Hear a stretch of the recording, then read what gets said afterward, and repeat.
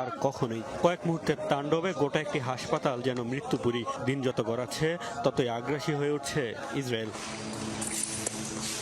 ফিলিস্তিনের বেসামরিক নাগরিকদের উপর এত ভয়াবহ হামলার পরও নিশ্চুপ আরব নেতারা। সংঘাতের শুরু থেকেই একমাত্র ইরান তেল আবিবকে হুমকার দিলেও বাকিরা সাদামাটা বিবৃতি দিয়েই দায় সারছে।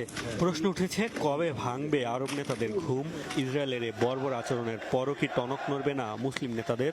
জর্ডান, সৌদি আরব, মিশর সহ মধ্যপ্রাচ্যের অন্যান্য দেশগুলোর প্রশ্নবিদ্ধ আচরণে ক্ষুব্ধ আরব বিশ্বের সাধারণ জনগণ। ফিলিস্তিনিদের একমাত্র অপরাধ তারা আরব জাতির ভূমি আর পবিত্রতা রক্ষা করছে। আজকের এই সংকট কেবল তাদের একার নয়, গোটা আরব জাতির সংকট এটি। 24টা আরব দেশ, অথচ কেউই কিছু করছে না। মনে হয় তারা সবাই এখন মৃত, তাদের কোনো স্বাধীনতা নেই।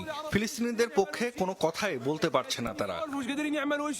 অনেক দেশে হয়েছে ব্যাপক বিক্ষোভ প্রতিবাদ, কঠোর সমালোচনায় বিদ্ধ হচ্ছে